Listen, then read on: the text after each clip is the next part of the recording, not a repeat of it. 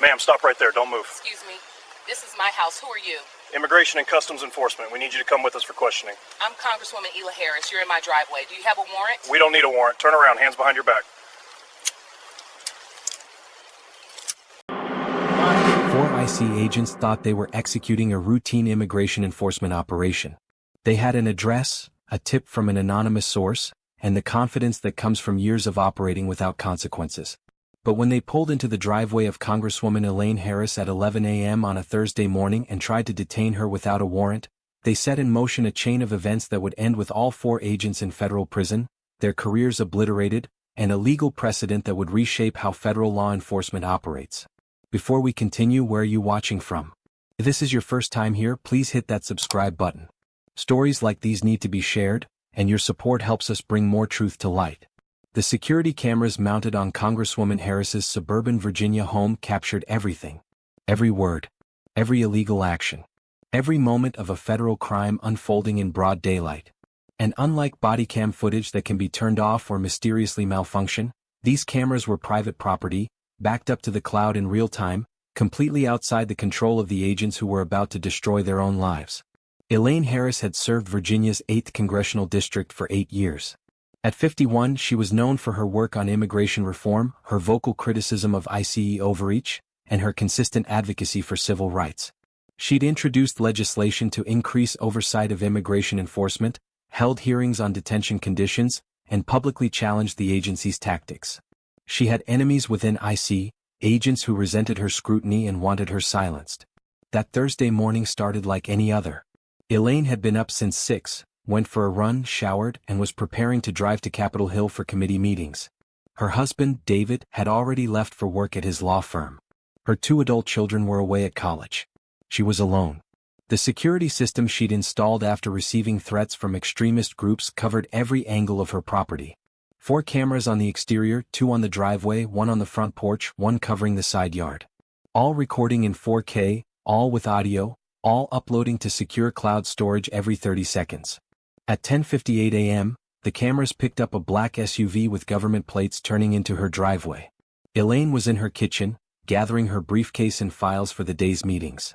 She heard the vehicle and glanced out the window, assuming it was a constituent or a staff member. But when she stepped out her front door at 11:02 a.m., she found 4 IC agents climbing out of the SUV.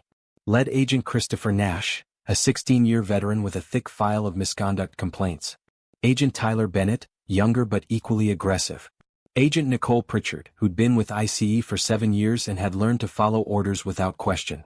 And Agent James Wu, the newest member of the team, only 2 years in and already being shaped by the culture of impunity. The driveway camera had a perfect view. Elaine, dressed in a navy blue suit and heels, briefcase in hand, stopping at the top of her porch steps. The 4 agents spreading out in what looked like a tactical formation. Nash stepping forward, his expression already hostile. "Ma'am, stop right there.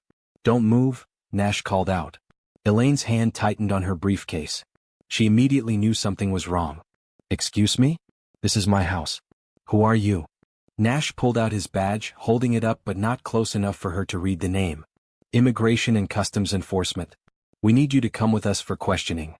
Elaine descended 2 steps, her voice firm. "About what?" "I'm Congresswoman Elaine Harris. You're in my driveway. Do you have a warrant?" "We don't need one," Nash said, moving closer. "We have authority under federal immigration law to question individuals suspected of harboring or assisting illegal aliens." The camera captured Elaine's face, shock mixed with anger. "Suspected by whom? On what basis? You can't just show up at a congresswoman's home without a warrant and demand she submit to questioning." Bennett moved to flank her left side, cutting off a potential retreat into the house. "Ma'am, we can do this the easy way or the hard way. You can cooperate and come with us for questioning, or we can detain you for obstruction." Elaine pulled her phone from her jacket pocket. "I'm calling my attorney." Pritchard stepped forward. "Put the phone down, ma'am. You're not calling anyone until we've completed our investigation." "Investigation of what?" Elaine demanded, her voice rising. "You show up at my home, refuse to show me a warrant, and now you're telling me I can't call my lawyer? Do you have any idea how many federal laws you're violating right now?" Nash's face hardened. The cameras caught every micro-expression, the tightening of his jaw, the narrowing of his eyes. This was a man who didn't like being challenged, especially not by a black woman, Congresswoman or not. Ma'am, we have credible information that you've been harboring undocumented individuals at this residence. We're authorized to question you and search the premises. Elaine's voice went cold. Then show me the warrant for the search. Show me the probable cause affidavit. Show me any legal documentation that gives you the right to be on my property making these accusations. Wu shifted uncomfortably. He was the only agent who seemed to realize this was spiraling into dangerous territory. But he said nothing. We have administrative authority that supersedes standard warrant requirements in immigration cases, Nash stated, reciting a justification that sounded official but was completely fabricated. That's not true and you know it, Elaine shot back.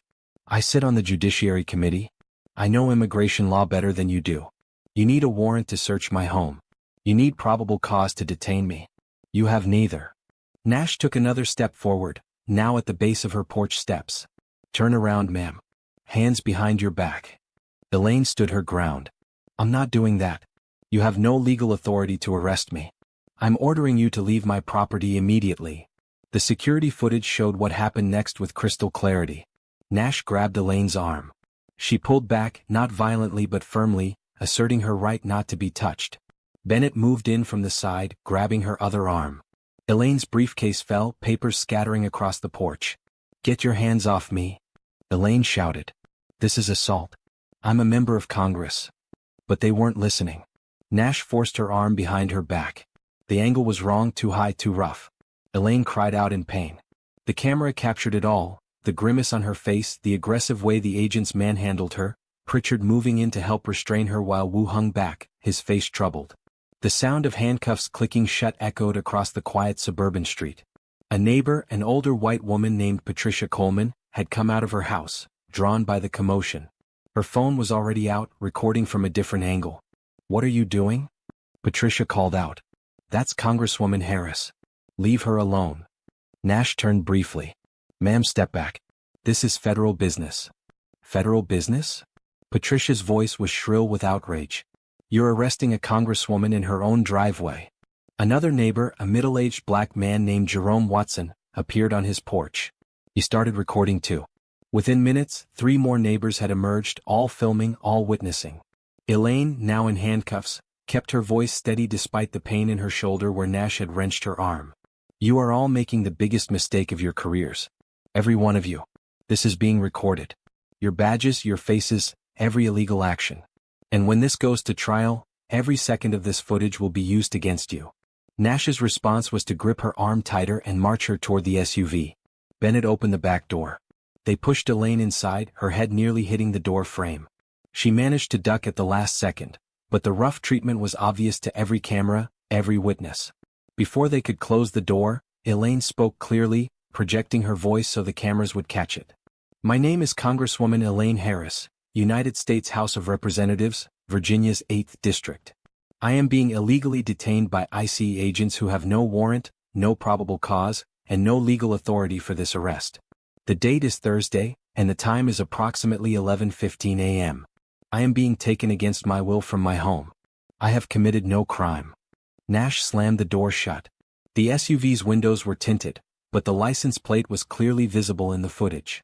The agents climbed in, and the vehicle backed out of the driveway at 11:17 a.m. Patricia Coleman was already on the phone with 911.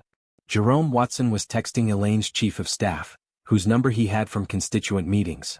The other neighbors were uploading their videos to social media with captions like, ICE just arrested our congresswoman, and watched them take Elaine Harris from her own home. Within 20 minutes, the footage was everywhere. Local news picked it up first, then national outlets. The images of a black congresswoman being handcuffed in her driveway, her papers scattered on her porch, her neighbors protesting, agents forcing her into an SUV, it went viral instantly. Elaine's chief of staff, Marcus Johnson, saw the texts and videos while in his Capitol Hill office. He immediately called the Speaker of the House Majority Leader, and Elaine's attorney, a civil rights lawyer named Catherine Reed who'd handled high-profile cases for decades. Reed was in a federal courthouse when she got the call. She walked out of one case and straight into what would become the most significant civil rights prosecution of her career. At the ICE field office in Arlington, Nash and his team brought Elaine into an interrogation room. The room had cameras, but they were controlled by ICE. What the agents didn't know was that Elaine's phone, still in her jacket pocket, had automatically started recording audio when she triggered the emergency function before they'd grabbed her. Nash sat across from her, Bennett standing behind him. Pritchard and Wu waited outside. "Congresswoman," Nash began, his tone mocking the title. "We have information that you've been harboring undocumented workers in your home. We need to know who they are and where they are now." Elaine met his eyes, her voice level. "I'm invoking my Fifth Amendment right to remain silent and my Sixth Amendment right to an attorney. I will not answer any questions without my lawyer present." Nash leaned forward. "That's going to make things harder for you. Is it?" Elaine asked. "Because from where I'm sitting, you've already committed multiple federal crimes. False arrest, kidnapping under color of law, deprivation of civil rights, assault. And that's just in the last hour. You think invoking my constitutional rights makes things harder for me?" Bennett slammed his hand on the table. "You think your position protects you? You think because you're in Congress you can break the law? What law did I break?" Elaine asked calmly. "Name one. Show me one shred of evidence that I've done anything illegal." Nash pulled out a folder, but when he opened it there was almost nothing inside. A single page with a vague anonymous tip that claimed someone had seen suspicious activity at her address. No names. No dates. No specific allegations. Nothing that would constitute probable cause for anything. "This is your evidence?" Elaine asked, reading the page upside down. "An anonymous tip with no specifics? That's what you used to justify arresting a sitting congresswoman." The door burst open. A supervisor, Deputy Director Amanda Chin, entered with two federal agents from a different agency. Her face was white with fury. "Nash, Bennett out. Now." The interrogation ended at 11:52 a.m. Elaine was released at 12:03 p.m., exactly 1 hour after her arrest. Catherine Reed was already there, along with Marcus Johnson and a representative from the Speaker's office. The drive back to Elaine's house was tense. Reed was already on her phone, coordinating with the Justice Department Civil Rights Division, with the House General Counsel, with everyone who needed to know that federal agents had just arrested a congresswoman without cause. When they pulled into Elaine's driveway at 12:41 p.m., news vans were already lining the street. The footage from the security cameras had been released by Elaine's team, and every network was running it on loop. Elaine stood on her porch, the same porch where she'd been arrested 90 minutes earlier, and gave a statement. Her voice was steady, her anger controlled but evident. "This morning, 4 IC agents came to my home without a warrant, without probable cause and without legal authority. They arrested me in my driveway, handcuffed me, and took me to a detention facility for interrogation. I committed no crime. I violated no law. I was targeted because of my work holding ICE accountable for civil rights violations, and because I've been a vocal critic of their overreach. What happened to me this morning is what happens to countless people every day, people who don't have cameras, who don't have lawyers on speed dial, who don't have the protection of congressional office. The difference is I have the resources to fight back. And I will fight back. Not just for myself, but for every person who's been illegally detained, every family that's been torn apart, every community that's been terrorized by agents who think their badges put them above the law." The Justice Department opened a criminal investigation that afternoon. The FBI seized the agents' service weapons, their badges, and their credentials by 5 p.m. All 4 were placed on administrative leave by 6 p.m. The security footage became the cornerstone of the case. Multiple cameras, multiple angles, clear audio, timestamps, everything needed to prove exactly what had happened. The neighbor's cell phone videos corroborated every detail. The audio from Elaine's phone captured the interrogation. The evidence was overwhelming. Nash had fabricated justification for the arrest. Bennett had participated in the assault. Pritchard had aided and abetted. Wu had stood by and done nothing, making him complicit. The charges came down 6 weeks later. Deprivation of rights under color of law, a federal felony carrying up to 10 years in prison.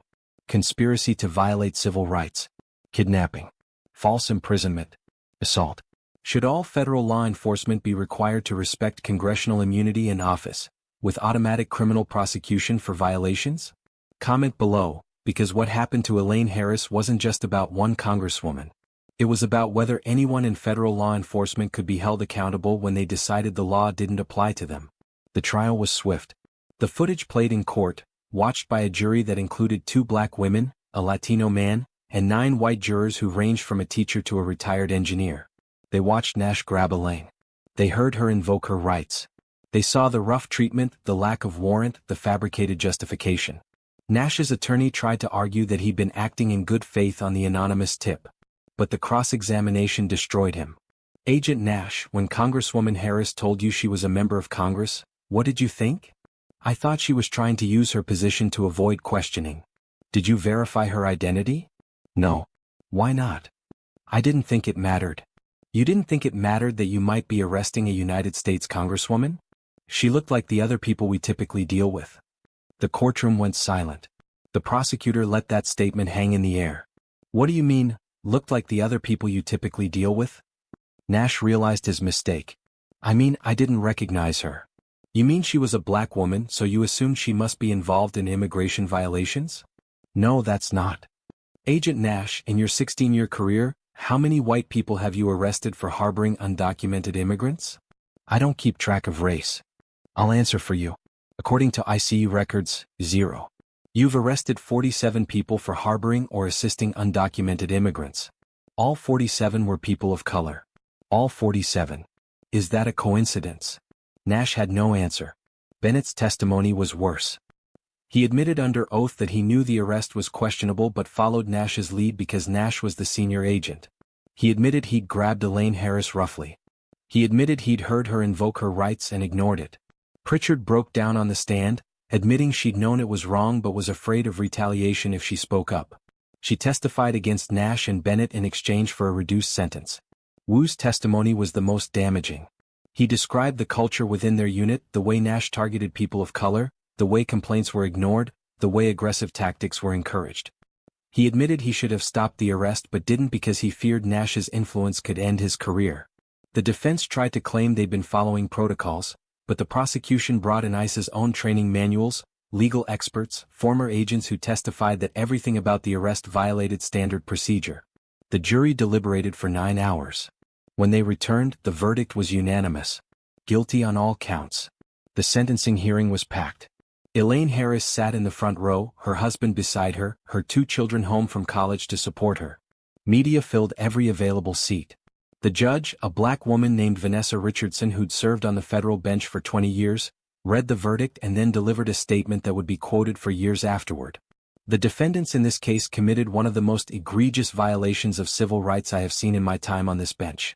They arrested a sitting congresswoman without warrant, without cause, and without regard for the law they swore to uphold. But this case is about more than Congresswoman Harris. It's about every person who has been illegally detained by agents who believe their authority is absolute. The evidence shows a pattern of racial targeting, of constitutional violations, of an institutional culture that enabled and encouraged this behavior. The sentence must reflect not only the severity of the crime but the need to send a clear message that no badge, no uniform, no federal authority places anyone above the law. Nash received 5 years in federal prison. Bennett received 4 years. Pritchard, who'd cooperated, received 2 years. Wu received 3 years of probation and was barred from federal law enforcement for life. The courtroom was silent except for the sound of one of Nash's family members crying softly in the back row. Elaine Harris gave a statement outside the courthouse. She spoke about the need for accountability, for reform, for a system that protected civil rights instead of violating them. She spoke about the people who didn't have her resources, who faced the same illegal treatment but couldn't fight back. Justice today isn't just for me, she said, her voice clear in the afternoon sun. It's for every person who's been told to prove they belong in this country. It's for every family torn apart by agents who see brown skin and assume criminality. It's for every community terrorized by people who think a badge gives them permission to ignore the Constitution. The 4 agents began serving their sentences within weeks. Nash was sent to a federal facility in Pennsylvania. Bennett to one in Kentucky. Pritchard to a women's facility in West Virginia. They would serve at least 85% of their sentences before being eligible for release. Their careers were over. Their pensions forfeited. Their names forever associated with one of the most clear-cut cases of civil rights violations in federal law enforcement history. The civil lawsuit came later. Elaine sued the agents personally and ICE as an agency. The settlement was confidential, but sources close to the case suggested it was substantial, with the money going to organizations that provided legal defense for immigrants and families facing deportation. ICE implemented changes, though whether they were meaningful remained to be seen. New training on congressional immunity. New protocols for arrests. New oversight mechanisms. But the culture that had enabled Nash and his team didn't disappear overnight. Elaine Harris continued her work in Congress, if anything more determined than before.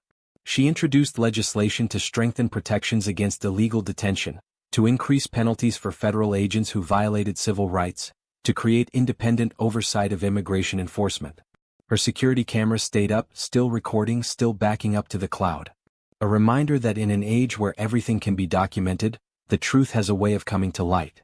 The neighbors who'd recorded that Thursday morning were hailed as heroes. Patricia Coleman spoke at community meetings about the importance of witnessing, of recording, of not staying silent when you see injustice. Jerome Watson kept a copy of his video on his phone, showing it to anyone who questioned whether illegal arrests really happened to people like Congresswomen.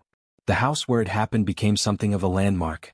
Tour buses would sometimes slow down as they passed, guides pointing out where Congresswoman Harris was illegally arrested. Elaine found it both validating and disturbing that her violation had become a tourist attraction. But she used it. She invited groups to her home, showed them the security footage, walked them through what happened, explained why it mattered. She turned her driveway into a classroom, teaching about civil rights, about the Fourth Amendment, about why accountability matters. Years later, when asked if she'd forgiven the agents, Elaine's answer was carefully considered. Forgiveness is personal and I'm working on that. But accountability isn't about forgiveness. It's about ensuring this doesn't happen again.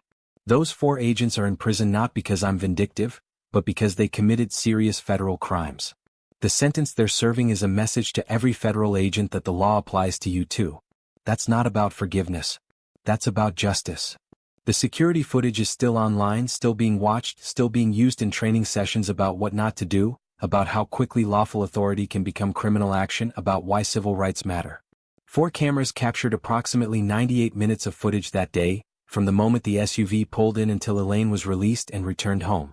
98 minutes that destroyed 4 careers, sent 4 people to federal prison, and proved that even federal agents with years of unchecked authority can face consequences when their crimes are captured in 4K video with clear audio and uploaded to the cloud before they even realize what's happening. Nash's attorney filed an appeal, arguing the sentence was excessive. It was denied. Bennett's family claimed he was just following orders. The judge noted that following illegal orders is not a defense, as established in Nuremberg. Pritchard wrote letters from prison expressing remorse.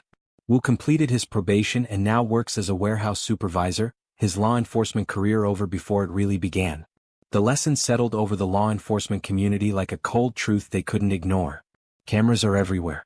Witnesses are everywhere. And when you violate someone's rights, especially someone with the resources to fight back, the consequences can be swift, severe, and permanent. Elaine Harris still lives in that house. Still parks in that driveway. Still walks out her front door every morning to go to work representing her constituents. The difference is, every federal agent within 100 miles knows exactly who she is and what happens when you think your badge lets you ignore the law. Sometimes justice is complicated, nuanced, hard to achieve.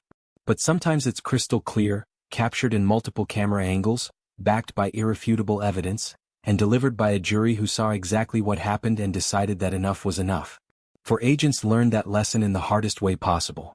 And somewhere, in communities across the country, people who'd been illegally detained, who'd been targeted because of their skin color, who'd been told they had no rights, those people saw the footage and the verdict and felt something they hadn't felt in a long time.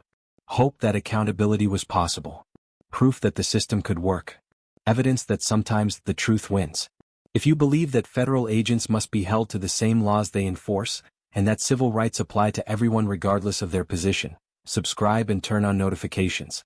Tomorrow we're bringing another story that proves documentation and courage can bring down even the most powerful people who think they're untouchable.